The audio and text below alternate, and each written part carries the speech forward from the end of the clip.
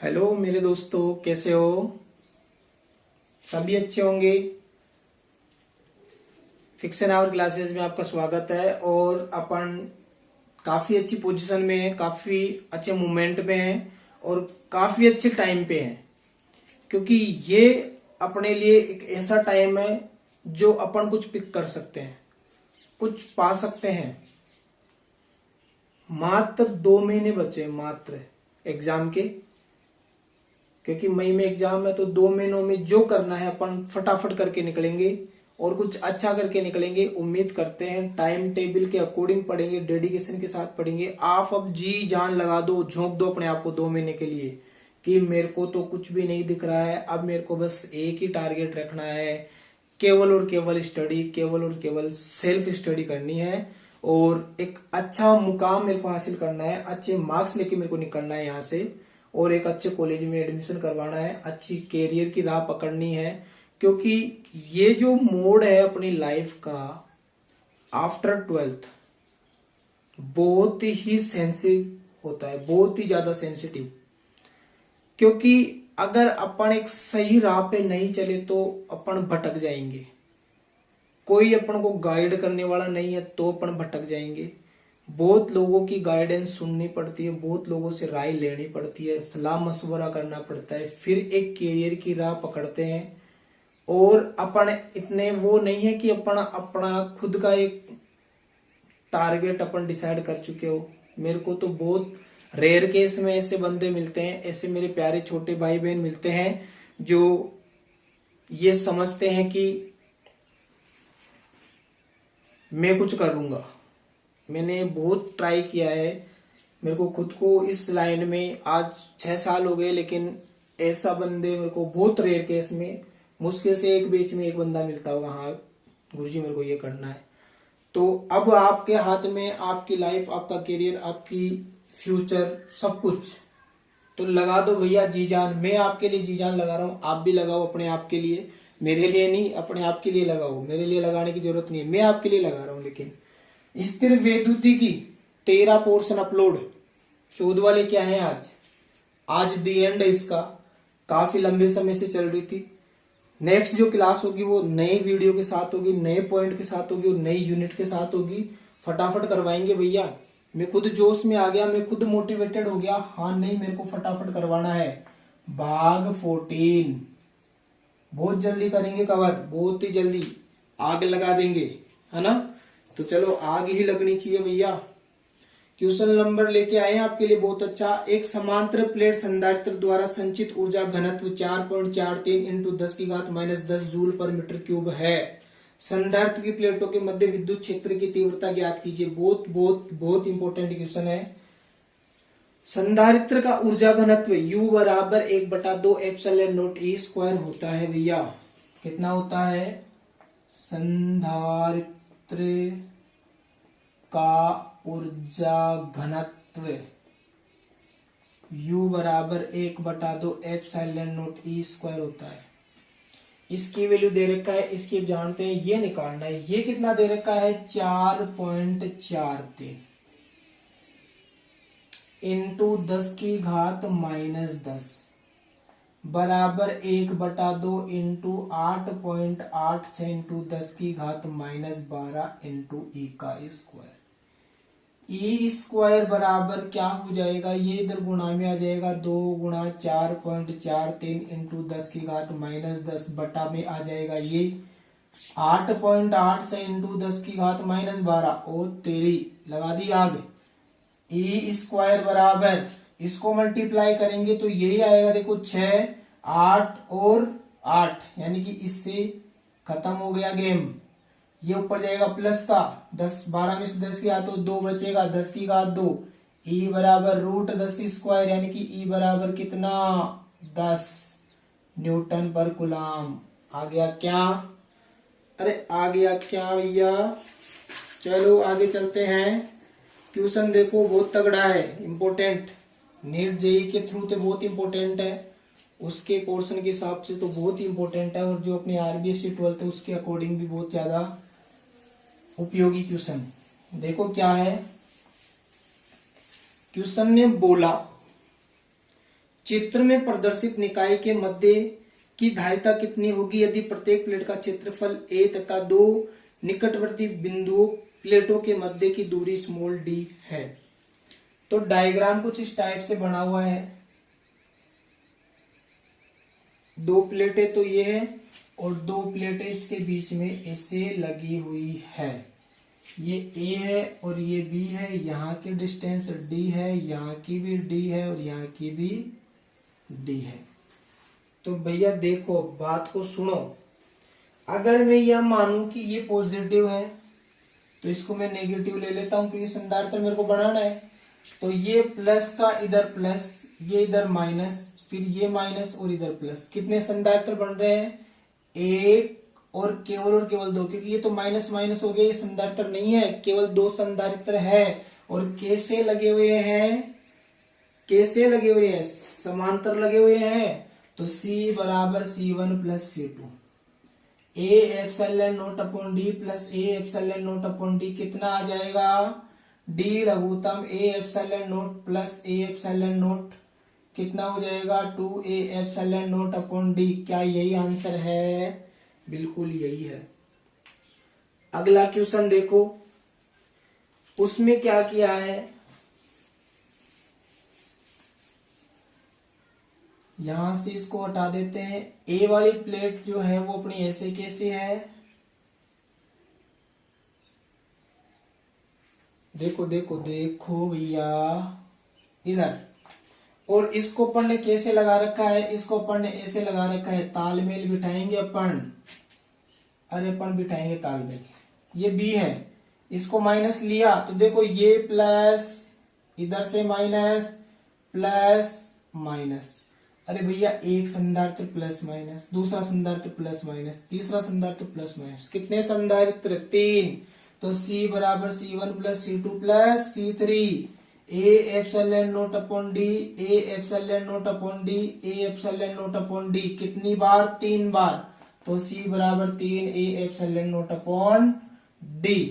बोलो आ गया क्या? आ गया। चलो अगला क्वेश्चन।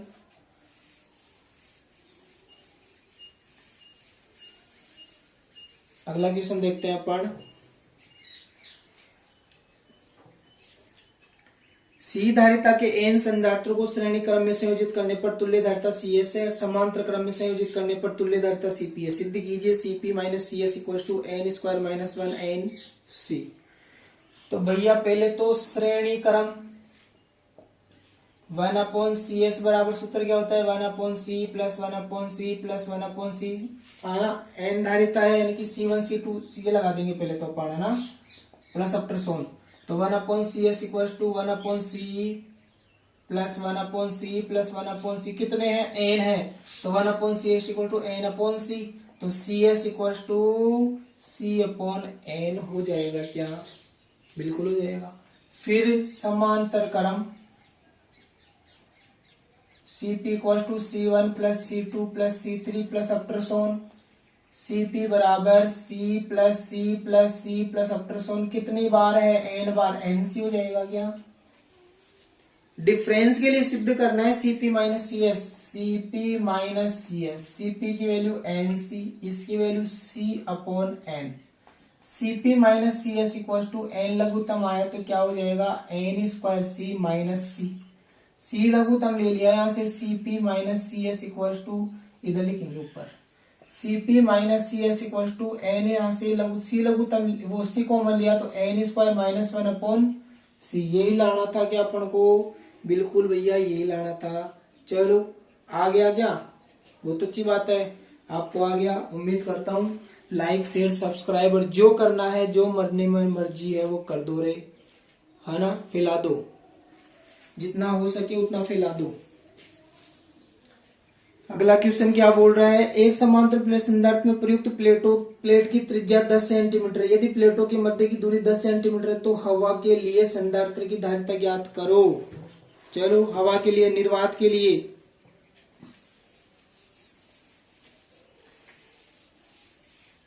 निर्वात के लिए धारिता होती है C बराबर A epsilon not upon D। C बराबर A का मान कितना दे रखा है?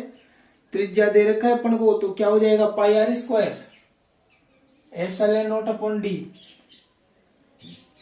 3.14 इंटू त्रिज्या की वैल्यू कितनी दे रखी है अपन को 10 सेंटीमीटर, तो 10 इंटू 10 की घात -2 और 10 इंटू 10 की घात -2 मीटर में हो गया 8.8 से इंटू 10 की घात -12 बटा में डी का मान कितना दे रखा है 10 सेंटीमीटर, 10 इंटू 10 की घात -2, ये उड़ गया एक बार। क्लियर है? क्या क्या बचा अपने पास,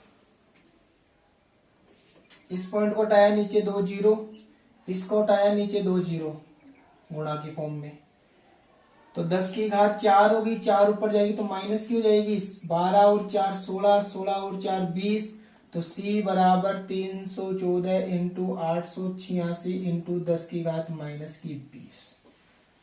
क्लियर है? अब -20 आ गई तो अब गुणा कर देंगे अपन, केवल और केवल गुणा ही तो करना है, तो इसको गुणा करेंगे अपन, तो देखो इधर गुणा कर देते हैं 8 8 6 इंटू 3 1 4, 4 से करेंगे 24 2 32 और 2 34 3 32 और 3 35 इंटू 6 8 8 हो जाएगा, फिर इंटू किससे करेंगे, इसको मिटा देते हैं ना, 3 से करेंगे 18 1 25 2 27 4 10 16 और 5 21 22 2 8 और 10 15 3 18 1 8 2 इतना आ जाएगा, इंटू 10 की घात कितनी है -20, पॉइंट को लाओ 1 2 3 4 5 2.88 इंटू 10 की घात 5 कम करोगे इसमें से कितनी हो जाएगी, राशियों की घात बढ़ी, -15 बचेंगे क्या, सी है तो फेरड आ जाएगा, और इसको थोड़ा और चेंज कर सकते हैं अपन, है ना। चलो ये अपना आंसर आ जाएगा। उम्मीद करता हूं समझ में आया होगा आप सभी को। तो अब ये जो पोर्शन था इस त्रिवेद्युति की वो अपना कंप्लीट होता नजर आ रहा है। मैं आपके लिए थोड़ा सा एक मैसेज छोड़ना चाहता हूँ। पहले मैं टाइम देख लेता हूँ, ये क्लास अपनी छोटी रहेगी क्योंकि इस त्रिवेद्युति की कंप्लीट है अपनी। इसको मिटा देते हैं। थोड़ा सा मैं आपको गाइड कर देता हूँ एग्जाम के रिगार्डिंग कि आपको एग्जाम में कैसे क्या करना है। इसको मिटा देते हैं।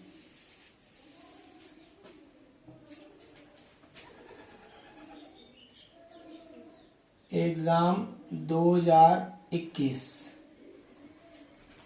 इस बार पेपर का पैटर्न चेंज हो गया, फॉर्मेट चेंज हो, केवल एक साल के लिए, इस साल के लिए। फर्स्ट क्वेश्चन 10 नंबर का, जिसमें ऑप्शनल क्वेश्चन आएंगे अपने एबीसीडी जिसको अपन बोलते हैं एमसीक्यूज, वो 10 नंबर का क्वेश्चन होगा। एक क्वेश्चन ही जिसमें 10 क्वेश्चन होंगे एक एक नंबर के।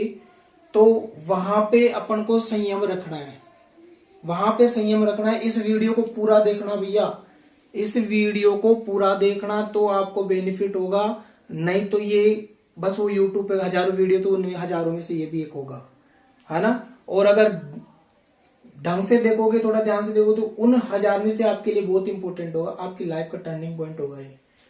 एग्जाम 2020 में जो एग्जाम का पैटर्न है उसमें क्या किया है कि जो फर्स्ट क्वेश्चन है वो 10 मार्क्स का है। अगर कोई बंदा फर्स्ट क्वेश्चन भी कर देता है वो पास हो जाएगा, 12th क्लास में वो पास हो जाएगा। अगली क्लास यानी बीएससी बीटेक जो भी वो करना चाहिए, पैरामेडिकल XYZ PMT JEE, वो उसके लिए एलिजिबल है। तो वहां पे संयम रखना है कि ये नहीं कि अपने पास एमसीक्यूज है तो जल्दी से ए बस है जो भी है ABCD जो भरना है भर दो, फटाफट काम खत्म। नहीं, उनके लिए वेट करना है। उनको करने का तरीका क्या है, आप ऐसे टेबल बना लो, चाहे वो फर्स्ट पेज पे बनाओ, आप टेबल बन गई, उसमें वहां पे क्या करोगे, यहाँ पे क्रम संख्या और यहाँ पे उसका क्या लिखोगे, उत्तर।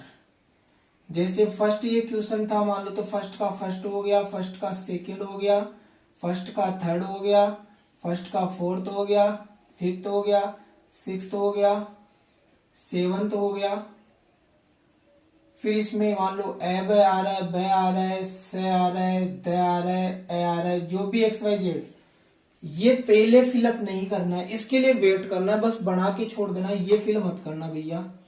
इसको तुम लास्ट ही लास्ट में फिल करना, जब कुछ नहीं आ रहा तो फिर इसको फिल करना, क्योंकि हो सकता है इसमें कई क्वेश्चन ऐसे आएंगे जो घूमे हुए होंगे, आपको नहीं आएंगे, आप तुक्का लगा दोगे, 1 नंबर का नुकसान है।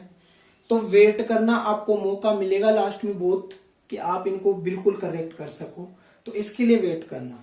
जो बड़े अपने क्वेश्चन आएंगे जिसको अपन निबंधात्मक बोलते हैं, उसमें अपन को क्या करना है, उसमें अथवा और एक और अथवा, यहाँ पे एक क्वेश्चन होगा, फिर अथवा, फिर क्वेश्चन होगा, फिर अथवा, फिर क्वेश्चन होगा, यानी कि 1 2 और 3, एक क्वेश्चन के 3 पार्ट है। इसमें से करना कौन सा है, इसमें से वो करना है जिसमें आप 100% बेस्ट हो, जो आपको अच्छे से आता है, वो क्वेश्चन आप करोगे। इन क्वेश्चंस को आप फर्स्ट अटेम्प्ट करोगे, पहले इनको ये टेबल बनाने के बाद जस्ट इनमें जाओगे आप, क्योंकि टाइम पता नहीं चलता कब निकल जाते हैं, 3.25 घंटे, 3 घंटे 15 मिनट, पता नहीं चलेगा आपको, और ये बड़े क्वेश्चन छूट जाते हैं। बड़े क्वेश्चन छूटने का मतलब है परसेंटेज डाउन होना, अपना रिजल्ट डाउन होना। तो बड़े क्वेश्चन पहले करना मेरे दोस्तों, छोटे क्वेश्चन हो जाएंगे, आदमी भी हो जाएंगे, बड़े क्वेश्चन पहले करना। तीसरी सबसे बड़ी बात, फर्स्ट आप डेरिवेटिव क्वेश्चन करोगे, बड़े क्वेश्चन करोगे, छोटे करोगे, न्यूमेरिकल पहले मत करना।